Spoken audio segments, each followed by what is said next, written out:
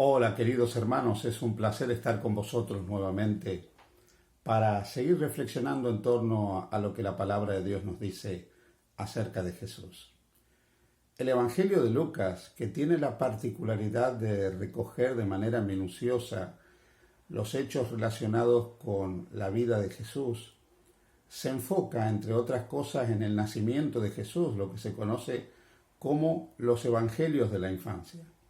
Pero también nos da detalles interesantes en relación al inicio del ministerio de Jesús. En el capítulo 4 del Evangelio de Lucas, nosotros encontramos una descripción de las palabras con las que Jesús inició su ministerio público luego de su bautismo. Él va a su ciudad natal, a Nazaret, donde había vivido toda su vida desde pequeño. Y ahí dice algunas palabras que son tan sorprendentes a los oídos de las personas que muchos reaccionan de una mala manera con las palabras que él está expresando. Lucas capítulo 4 dice, a partir del versículo 16, vino a Nazaret donde se había criado, y en el día de reposo entró en la sinagoga conforme a su costumbre y se levantó a leer. Y se le dio el libro del profeta Isaías. Y habiendo abierto el libro, halló el lugar donde estaba escrito: El Espíritu del Señor está sobre mí, por cuanto me ha ungido para dar buenas nuevas a los pobres. Me ha enviado a sanar a los quebrantados de corazón, a pregonar libertad a los cautivos y vista a los ciegos, a poner en libertad a los oprimidos, a predicar el año agradable del Señor. Y enrollando el libro lo dio al ministro y se sentó, y los ojos de todos en la sinagoga estaban fijos en él. Y comenzó a decirles: hoy se ha cumplido esta escritura delante de vosotros. Queridos amigos, amigas, hermano, hermana que me escuchas, estas palabras de Jesús son verdaderamente sorprendentes.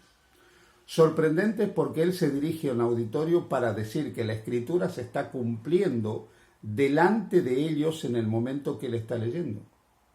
Él está tomando una porción del libro del profeta Isaías, una profecía del libro de Isaías, que hablaba acerca justamente de la obra del Mesías, de la obra de Dios a través del Mesías.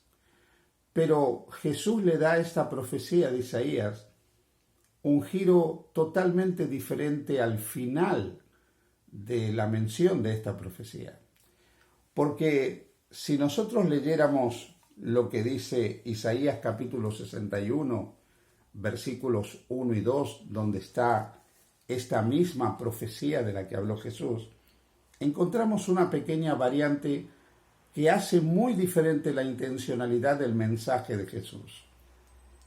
Isaías escribió: El Espíritu de Jehová el Señor está sobre mí porque me ungió Jehová, me ha enviado a predicar buenas nuevas a los abatidos, a vendar a los quebrantados de corazón y a los presos apertura de cárcel, a proclamar el año de buena voluntad de Jehová. Pero aquí viene la diferencia, algo que Jesús no mencionó, algo que Jesús no citó, algo que él no dijo. Isaías lo dice, pero Jesús no.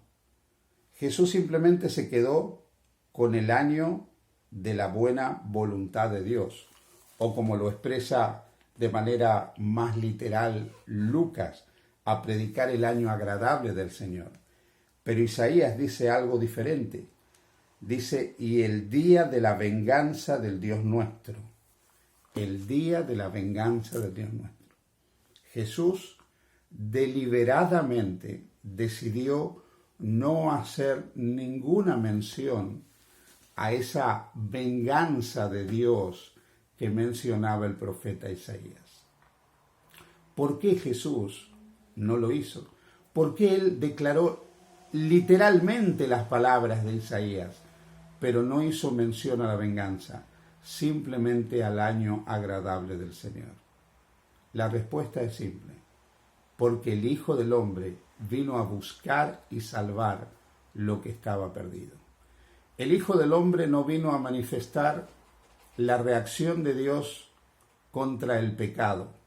El Hijo de Dios no vino a mostrar cómo Dios va a aniquilar el pecado, cómo Dios va a terminar con el problema del pecado, del mal, del dolor y del sufrimiento.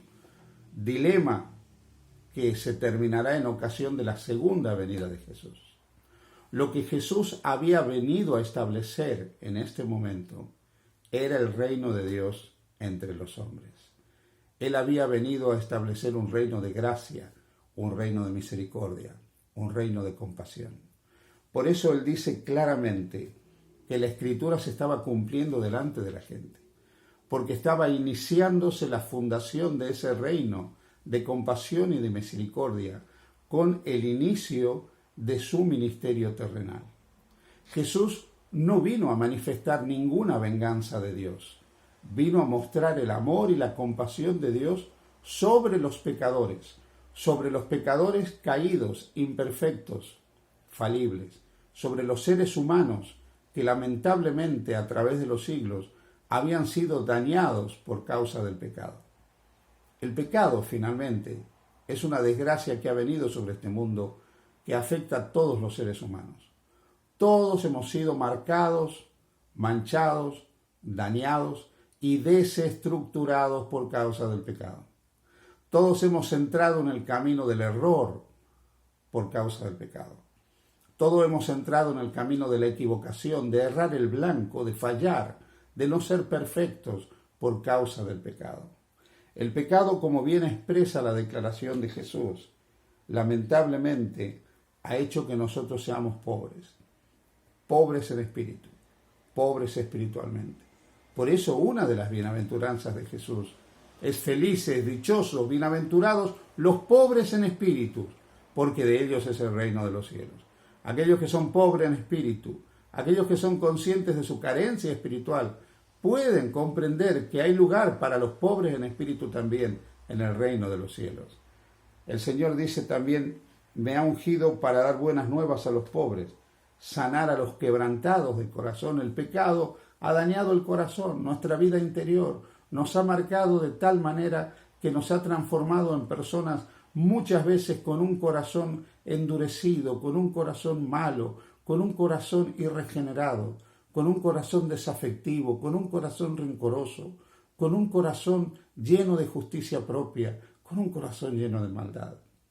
Ese corazón, que también muchas veces es golpeado y dañado, maltratado por esta vida, es el que el Señor ha venido a sanar.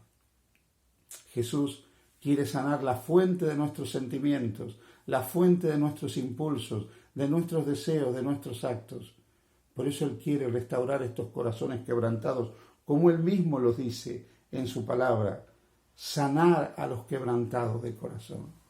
El propósito de Jesús es traer sanidad a nuestros corazones dañados, marcados, heridos, dolidos por causa del pecado, devolvernos la visión espiritual que el pecado ha hecho que se pierda en cada uno de nosotros. Estamos ciegos. Los seres humanos somos tan ciegos que no nos damos cuenta de nuestra propia condición. Una de las cosas que sorprendentemente he visto como ministro del Evangelio es cuán ciegos somos los seres humanos. Y lo he notado tanto en los que pecan como en los que no pecan mucho. Entre los que son muy malos como en los que son muy santos. Los que son muy pecadores, porque no se dan cuenta de su condición caída y perdida, y que viven completamente alejados de la voluntad de Dios. Pero he visto a los santos tan llenos de justicia propia, que no se dan cuenta que tienen el peor pecado, el pecado del orgullo, el pecado de la suficiencia propia, el pecado de la altanería espiritual. Por eso es que Jesús, cuando estuvo en la tierra, le dijo aún a los escrupulosos observadores de la ley, no he venido a llamar a justos, sino a pecadores al arrepentimiento. El Señor quiere devolvernos la visión espiritual para que comprendamos que somos miserables, pobres, ciegos, desnudos y que necesitamos su manto de salvación para poder vivir la plenitud de la vida del reino de Dios, de su mano, de este lado de la eternidad. Él ha venido a liberarnos del poder de Satanás, del poder de las tinieblas, a liberarnos del gran enemigo de Dios, el demonio, a liberarnos también de la culpa y de la condenación del pecado. Ha venido a traer el año agradable del Señor. El año agradable del Señor es el año de la liberación. La venida de Cristo a la tierra, su entrega en la cruz del Calvario, Su muerte trajo la liberación a este planeta. Trajo el jubileo de Dios a este planeta. En el jubileo, como lo revela el Antiguo Testamento, cada persona recobraba su heredad. Volvía a recobrar lo perdido y recobraba su libertad. Con la venida de Jesús, el año agradable del jubileo se cumple. Y con la venida de Jesús, la heredad perdida por Adán se recupera. Con la venida de Jesús, las propiedades perdidas por Adán se recuperan. La libertad perdida por causa del pecado de Adán se recupera. Porque Cristo establece el reino de Dios. Ese reino de gracia, de salvación, de perdón, de restauración y de vida eterna. Querido amigo, querida amiga que me escuchas, que Dios te bendiga, que Dios te acompañe en esta jornada. Abre la puerta de tu corazón a Jesús, confía en Él y disfruta del año agradable de la redención que Jesús ha venido a regalarte. Que Dios te bendiga.